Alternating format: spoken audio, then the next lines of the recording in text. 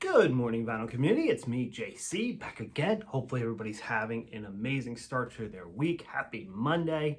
Uh, Before we get started, if you like my videos, remember guys, if you could hit the like and subscribe button. If you smash that little bell notification, you'll be notified every single time that I drop a video. So, this is Monday. It's Vinyl Finds, right? We're going to go over some of the coolest vinyls that I found over the last week. And we're going to start with one of the biggest releases of the year for the hard rock heavy metal community. I know people have been waiting for this record for decades. I'll show you that. And I found a record that I've been looking for years. Those of you that follow my channel will know, will think back and watch the videos. Oh, what was he praying for? If you can remember what I was praying for, it's in this stack. All right, guys, here we go. So my bud, Todd Thrashing Zombie, if you guys don't subscribe to his channel, you should do it. Did a kind of like a review of this album. It's so good. Alice in Chains Facelift. This was pressed back in the 90s once. It sounds terrible. And it's finally got the deluxe treatment. So let me show you guys. They did such a fabulous job on this record.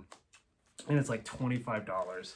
I mean, you can't beat it. This is a great investment for those. Even if it's not your favorite Alice in Chains record, go buy it. There's the back cover. It's got its inserts. So cool. And it's on double vinyl. And my girlfriend asked me an interesting question this week, guys. And and I just assumed everybody that collected records knew it, but I'm gonna explain it. She asked me why there was so much empty space on these waxes. She's like, couldn't they fit more songs? And I told her that's exactly the point, is as we get closer to the center, we're going to lose fidelity. So to stretch it out onto 2 discs, obviously it's going to sound better. And in the 90s, they didn't really care about the vinyl releases. So they got compressed and they got put on 1 disc and the sound quality suffered. So it was a great question from Michelle. Michelle, thank you for asking me that informative question. Sometimes guys with these channels, I just assume that, people have some knowledge or this knowledge or that knowledge. And I forget that a lot of people watching are young or just have never collected records before and may have those questions. So if you guys have questions, feel free to ask. I'll be glad to answer them for you. If I don't know the answer, I'll research it for you. Okay, and now I have 2 shout outs. One is a gift and one was a subscriber recommendation. This, I want to give a shout out to Denise, Elijah, and Jerry. This is a late birthday present, and it's Pantera, the Great Southern Outtakes. Yeah, man. Pantera, so good. We do need some Pantera reissues. It's hard to believe that right now, guys, Cowboys from Hell is out of print. It sells for over $100. Far Beyond Driven is out of print, sells for $100. It's kind of ridiculous. Vulgar Display of Power is out of print.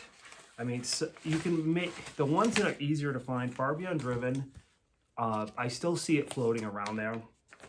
And Reinventing the Steel is getting a reissue. But Vulgar Display of Power and Cowboys are almost impossible to find now. So go find them, or let's have a reissue. This next one, I want to give a shout out to Rick. So guys, Rick, he's been subscribing since day 2. So he's a great subscriber. So everybody give a shout out to Rick. He recommended this record for me, and it is so good. This is Lee Moses, Time and Place. This is put out on Maple Records. This is a mixture of R&B and funk. It was released in 1971. Just, if you find an original copy, it does go for $1,000. It's very, very difficult to find. But they call this music, when you read the description, it's like soul-adelic, funk-a-psych, psych-a-funky. But this is just fabulous, guys. And he does a cover of California Dreaming. And he does a cover of Hey Joe. Apparently, he's recorded with Jimi Hendrix in the past. He opened up for some major acts. I'm trying to think. James Brown, he opened up for James Brown. So yeah, amazing record. I love this record so much that I listened to it, put on Facelift, listen to Facelift, which I loved, put this back on. That's how much I love this record. Rick, thank you so much for the gift of new music. Just discovering new artists is the best. Even though it's from 1971, he only had one release. All right, guys, the next one is one from my childhood, DRI Crossover. For those of you that don't know this band, DRI was a punk rock band that crossed over into thrash. And man, I love them back in the 80s. So I picked up this record. For me, the song 5-Year Plan, that song is just killer. That was my anthem. So yeah, I love that song. Haven't listened to this in years. I'm probably gonna spin it today. DRI Crossover, great one. Okay, guys, the next one, I don't try to order too many records on Amazon. I try to support the local mom and pop record stores. But every once in a while you get an email that's like, what the hell? And that's what happened to me. So Amazon sent me an email and they're like, for $17.99, you can get a 7 LP Garth Brooks box set. I was like, what the hell? Now, I'm going to be completely honest with you guys. I'm not the biggest Garth Brooks fan, but I can totally understand his significance in that genre of music. But I do love that song, The Dance. I'm glad I didn't know the way it all would end, the way it all would go. Our lives are better left to chance. I could have missed the pain, but I'd have had to miss the dance. Good song, right? Unfortunately, it's not on here. This is the weirdest box set ever, guys. They look at the records, okay? If you know anything about Garth Brooks, right? That's the first record. They skipped the first record. They skipped like the third record. They just chose like, you know, random records and stuck them in this box set. I don't really understand it. It is all analog, which was nice. So let me show you what you get, just in case any of you decide to order this $17.99 box set. You get a 3 LP live album, which does have The Dance on it. So thank you, Garth, for that one. You get Fresh Horses, In Pieces, The Chase, and No Fences. So not bad for like 18 bucks. I mean, I can't complain all that vinyls. I don't know how often I'm going to listen to it, but it is what it is. It does have a live version of The Dance. I put it on yesterday while I was cooking dinner. It was all right. All right, so the next two are stone cold 80s classics. First one, the Beastie Boys, License to Ill. So yeah, this is, you know, one of my first cassettes back in the day. I remember when this album dropped. Rick Rubin produced. So good. I don't know why it took me so long to buy it on vinyl, but I'm glad that I have it. So very cool. And Eric B. and Rakim, Paid in Full. To be one of the best rap songs of the 80s. And they actually put this on double LP. Here's the label. So cool.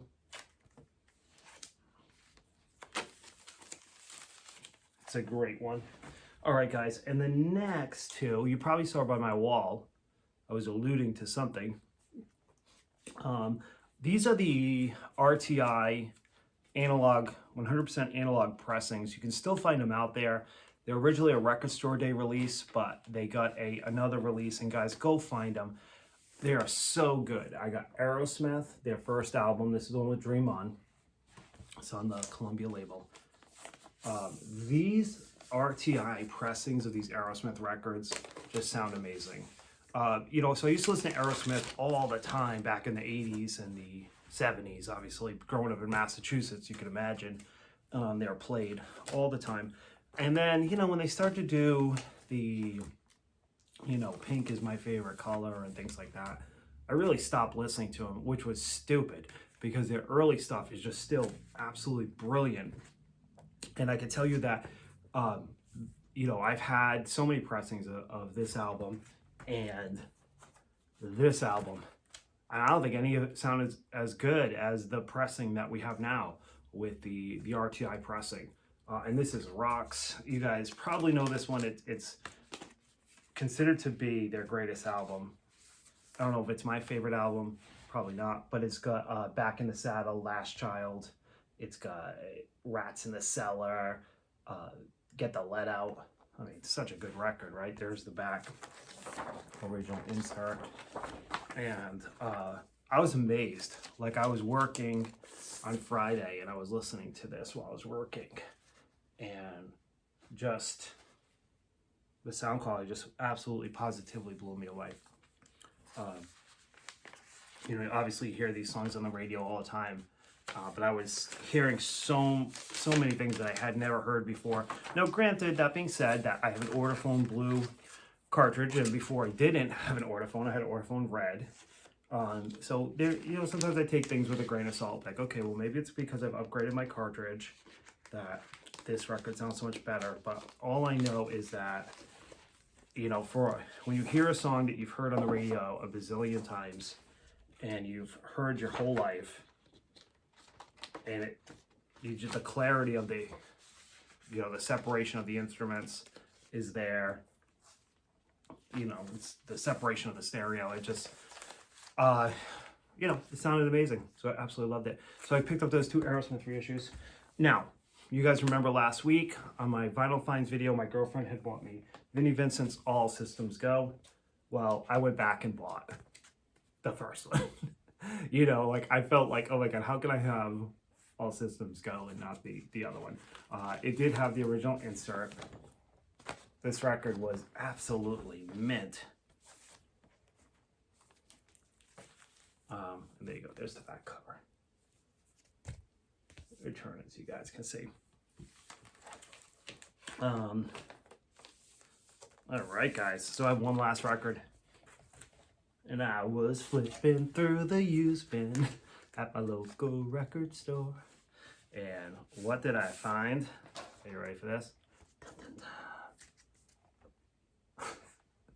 Oh my God, guys, there we go. So those of you that don't know, I had a video a couple weeks ago and I was praying to the record gods for this vinyl. And here's the back cover. All right, so this is just an absolutely fabulous soundtrack, guys. Lost in the Shadows. I love that song by Lou Gramm. So good. It's got Roger Daltrey, Don't Let the Sun Go Down on Me. It's got In Excess, Laying Down the Law. It's got 2 In Excess songs. People Are Strange by Echo and the Bunnymen. Everybody should listen to Echo and the Bunnymen. They're just so good. Cry Little Sister. Man, that song rules. I Still Believe. I Still Believe.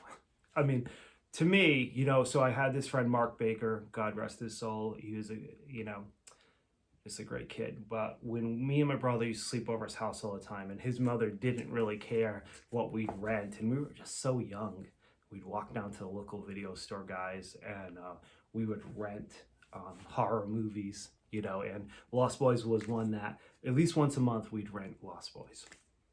And I remember his mother had the soundtrack on vinyl, and I had the soundtrack for years. As you guys know, I sold my record collection like 3 years ago. It was stupid. And ever since then, I've been trying to get back the records that I cherish the most, and this is one of them, the Lost Boys. So welcome to my collection. I will never part with you again.